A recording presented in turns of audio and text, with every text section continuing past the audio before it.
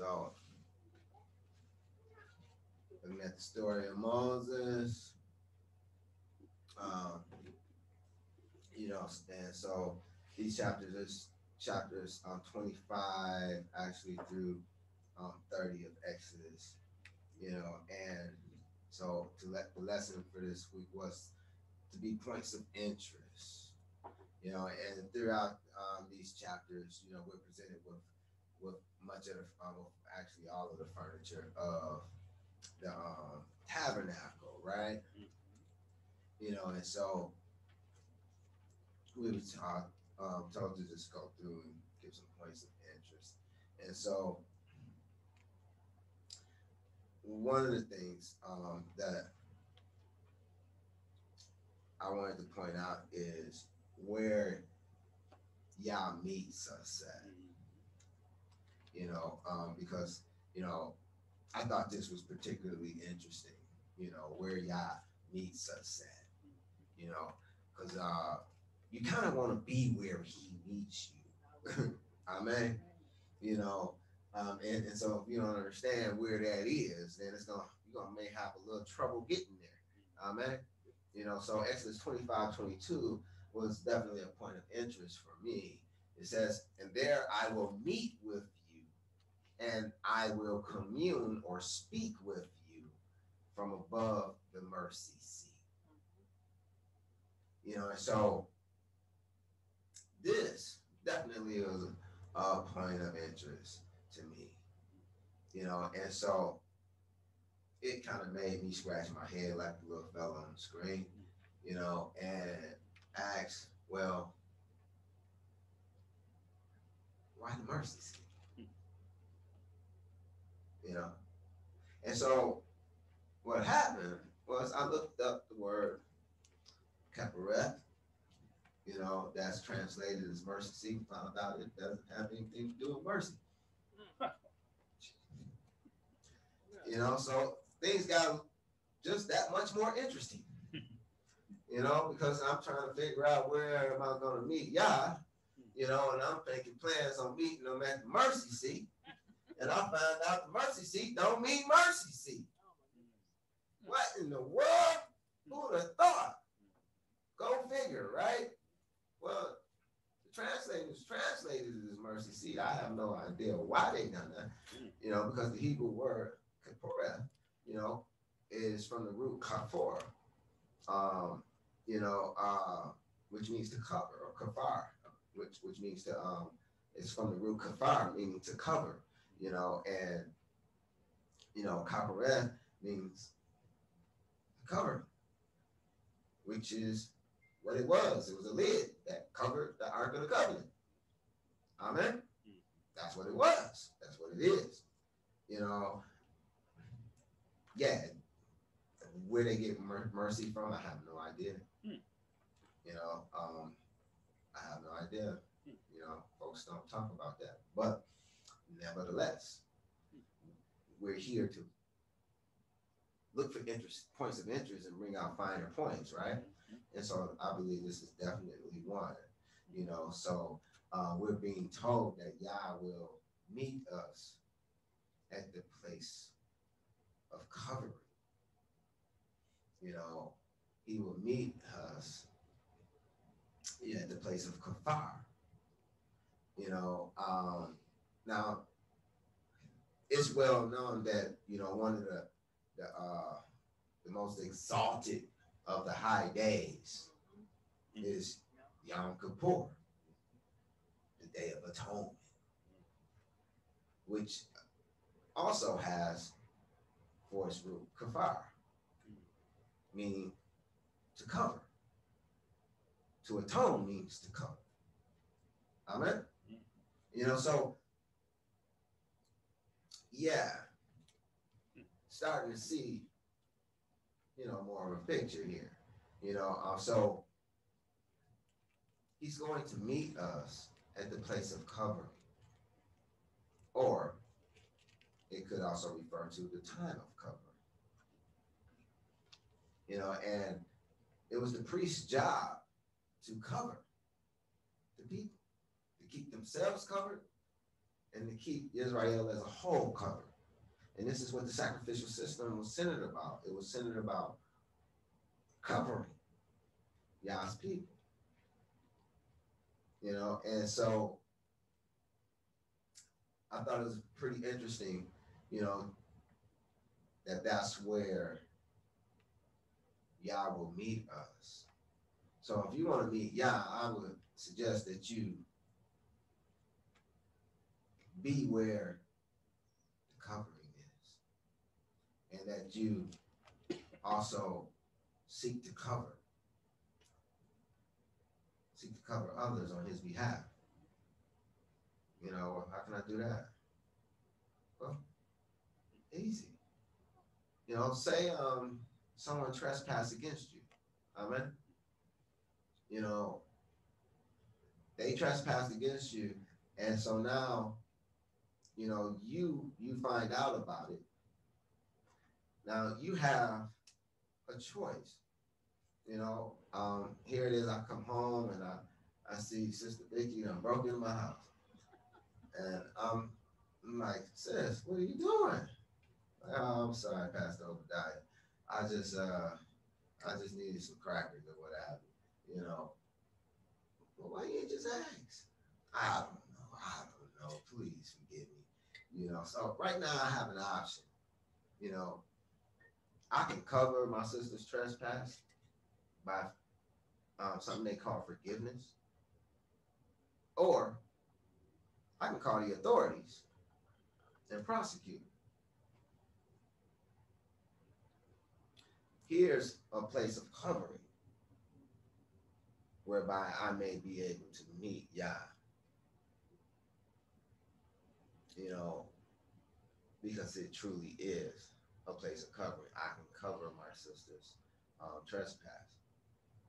I don't have to prosecute it. It's a choice. So if you want to know where to meet Yah, it's in the place of covering. This is where he's going to speak to us, and, I can just hear him now saying, forgive Sister Vicky, my son, and so he will meet with me and tell me to forgive her. Now that's what he would tell me, and I don't mean he's going to tell you that, but that's what he would tell me, and I would listen. But the point that I'm making is, yeah, he's going to meet not at the mercy seat, but at the place of covering, at the seat of covering. That's where he's going to meet with his people. And so there's something to that. Say live. So that's definitely was a point of interest for me. Now, also, there was something interesting about the table of showbread. All right. And so I found myself scratching my head concerning the table of showbread, because the word showbread actually doesn't mean showbread. What do you know? Who would have thought, right? I can't make this stuff up. This is factual. The word showbread does not mean showbread. It literally means bread of faces. So it can literally be translated as face bread or bread of presence. And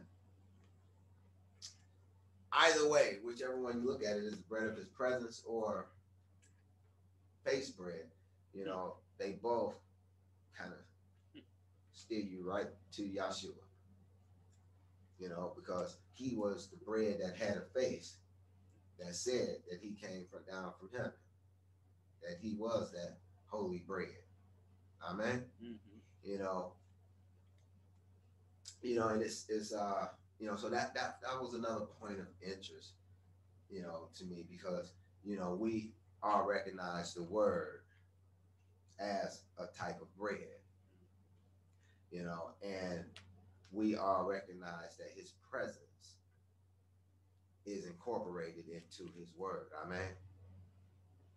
Even as Yahshua would say, the words that I speak, they are ruach and they are life. Amen. So within that we can see his presence via his ruach in his word. And this is what I believe Yah wanted his priests to eat on a daily basis. His word, which was filled with his ruach. Make sure you get some every day. Amen. So that was a point of interest. Also, let's consider Exodus 25:8. It says, "And let them make me a sanctuary that I may dwell among them." And yeah, so we definitely want to make him a sanctuary, that we can put his bread in. We'll talk more about that in a little bit. All right, so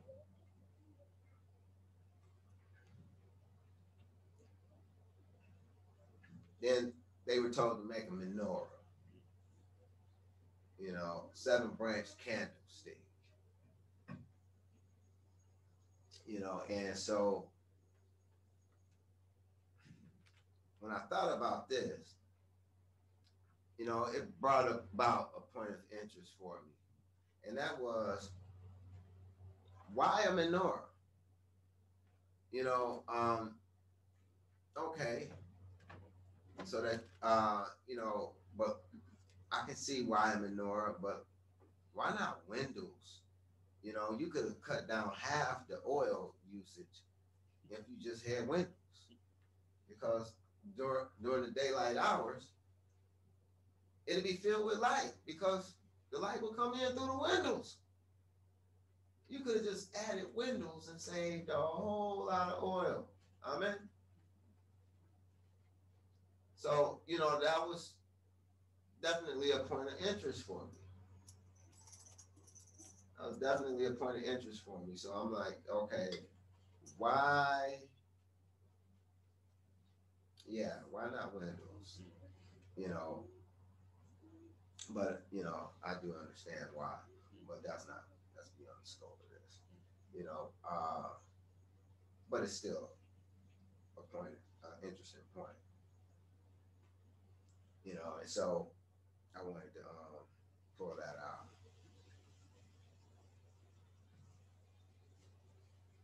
Now, also we had a tabernacle, and this point of interest, Brother Kurt also pulled out. The high priest garments were the same colors as the tabernacle. You know, they were a matching pair. And I thought that was pretty interesting. That was pretty interesting.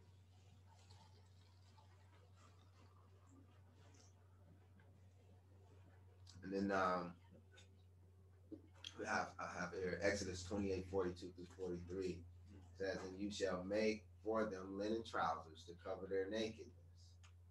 They shall reach from the waist to the thighs. They shall be on Aaron and on his sons when they come into the tabernacle of meeting, or when they come near the altar to minister in the holy place, that they do not incur iniquity and die. It shall be a statute forever to him and his descendants after him." So this is something that they had to do on a daily basis.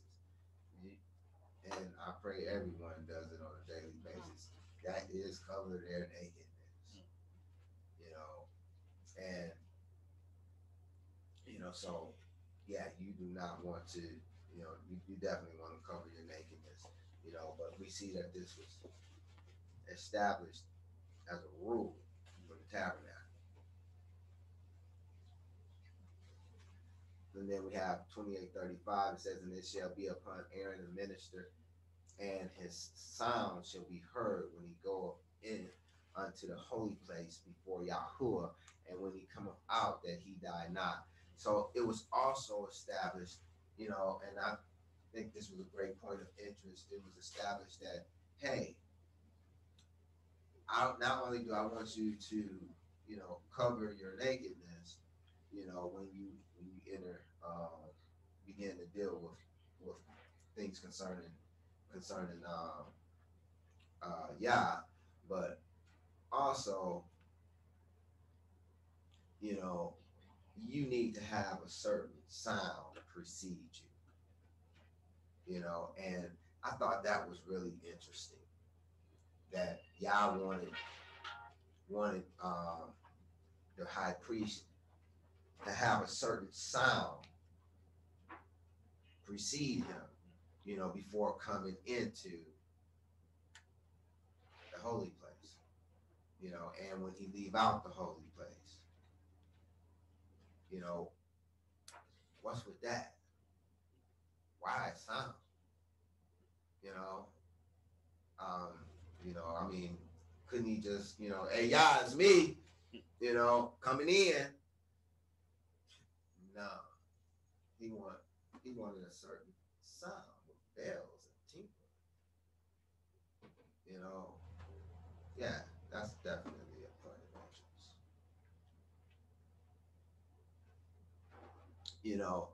Not to mention, he had to be so the priest had to be dressed in a certain way.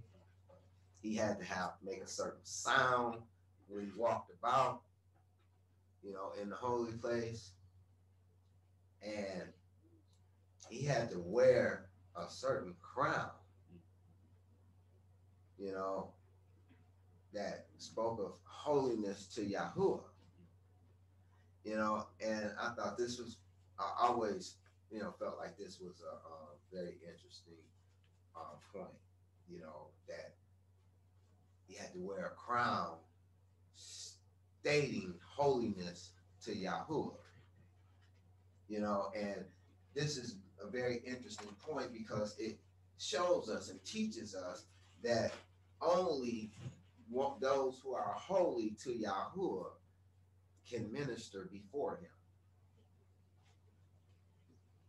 And the high priest was to they were to epitomize that holiness to Yahuwah. Amen. And so I think that's a very important point. All right, and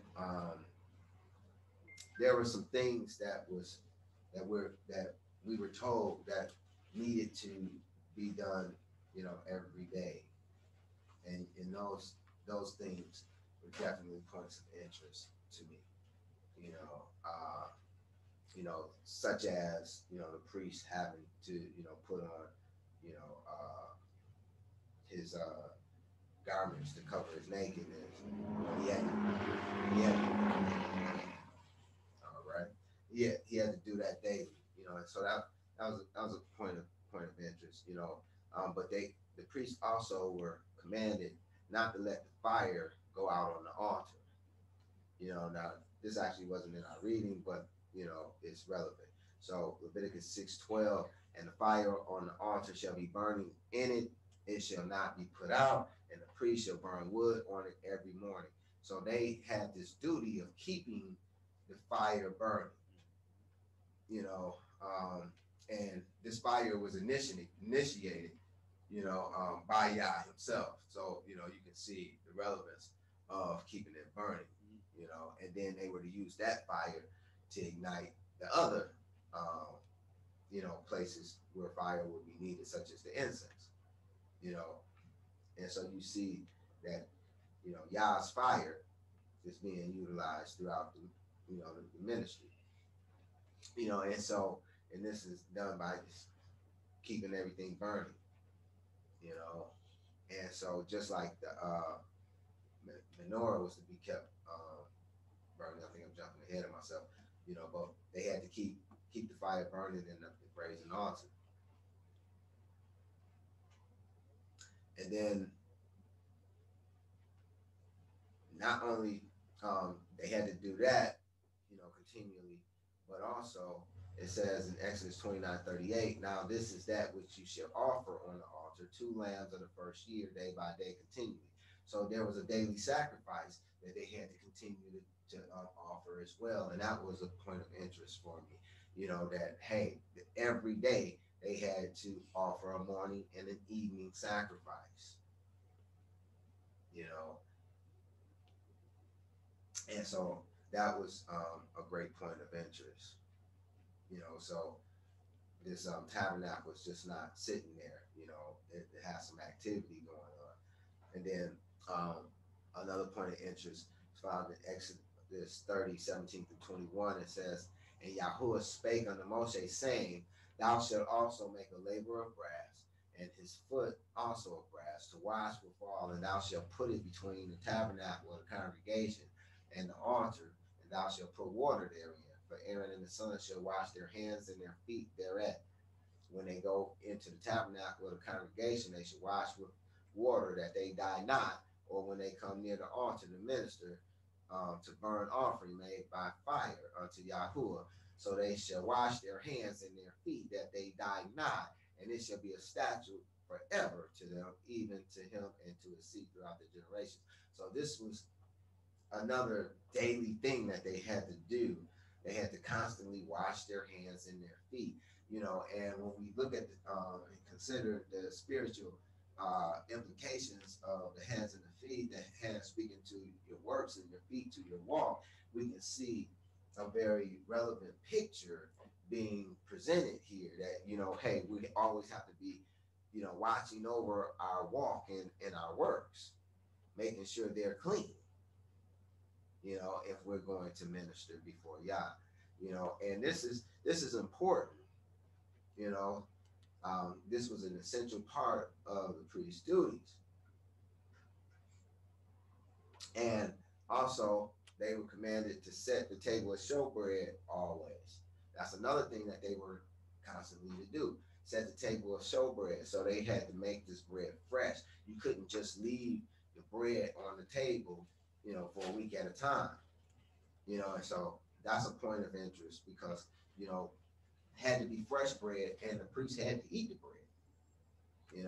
And so there's a beautiful picture in that as well, especially when you consider the bread being the word, yum yum, right? Then we have Exodus 27:20, and thou shalt command the children of Israel that they bring thee pure olive oil, beaten for light, to cause the lamp to burn always. They had to make sure that there was light in the lamp. Ongoing. This was another thing that they had to do every day. Actually, I believe it was twice a day. Making sure that the light didn't go out, that it stayed burning. And so that was something else as well. Light speaks to understanding, and so, without the light, then without the light in the south side of the of the holy place, then you wouldn't be able to see the bread on the north side of the holy place. That would leave the bread in darkness. So you would have no understanding. I pray that y'all can see that. But yeah, definitely a point of interest there.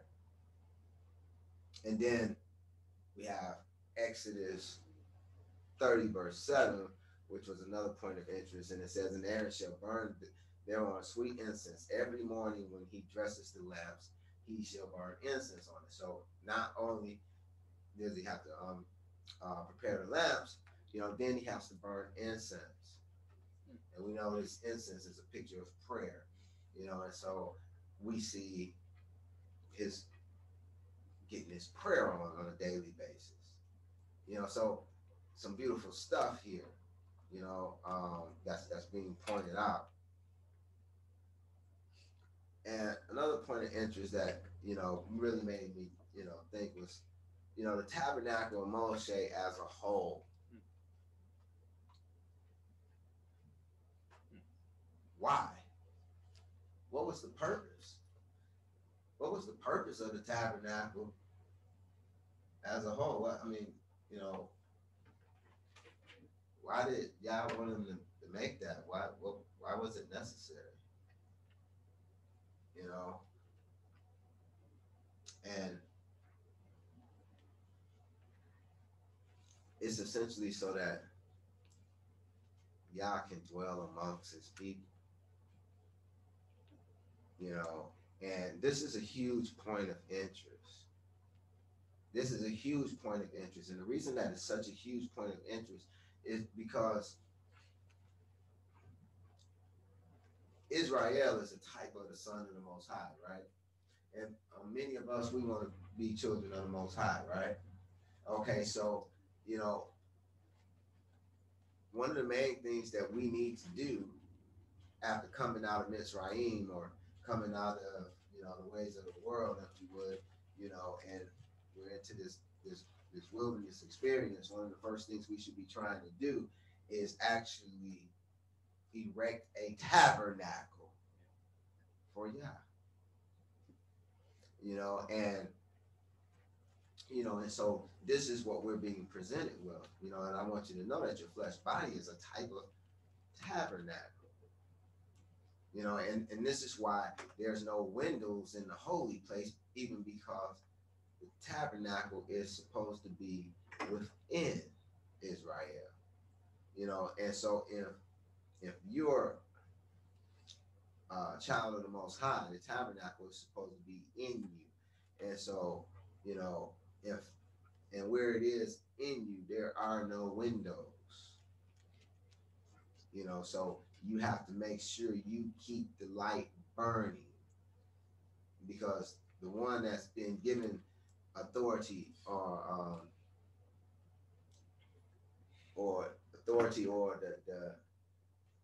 the duty to tend to the tabernacle,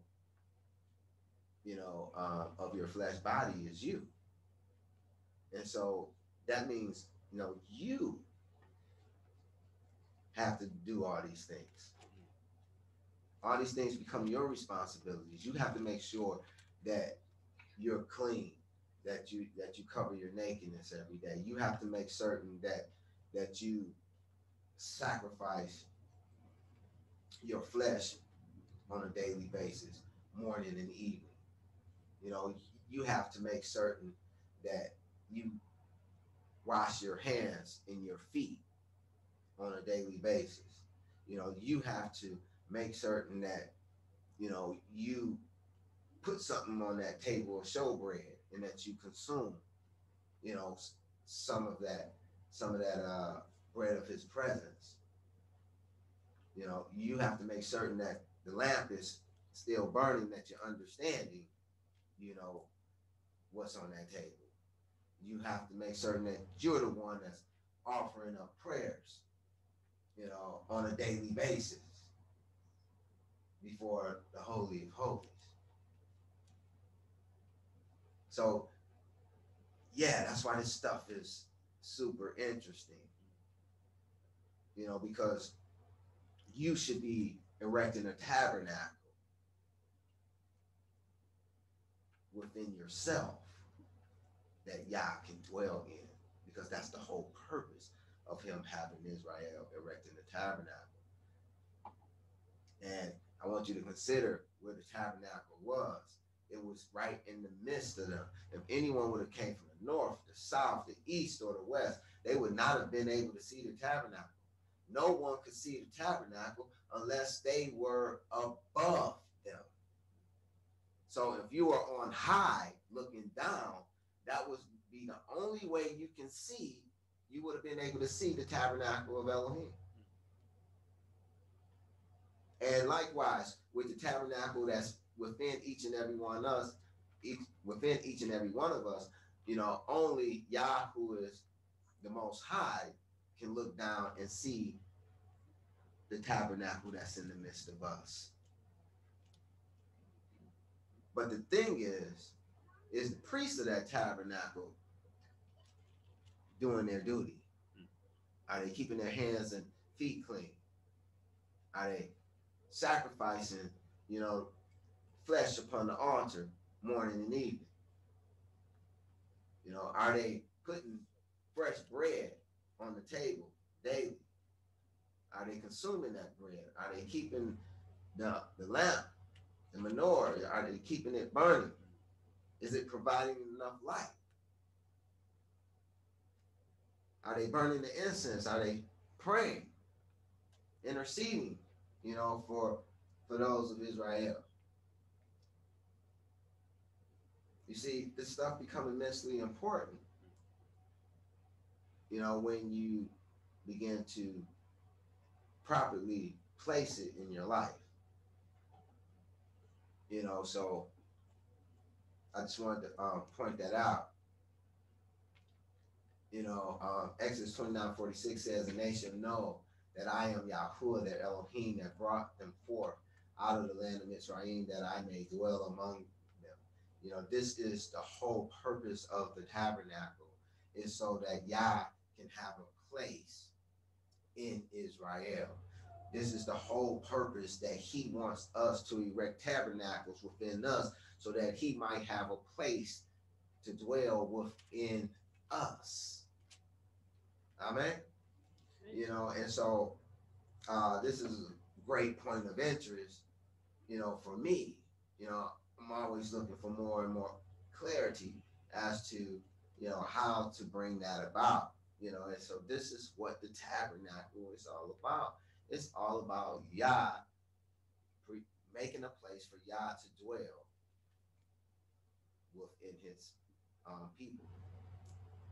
You know, and so when you look at these things that were done in the tabernacle on a daily basis, you should be aligning your lives with that and showing that, you know, you're doing these things on a daily basis, because you're the priest of the tabernacle he's entrusted you with.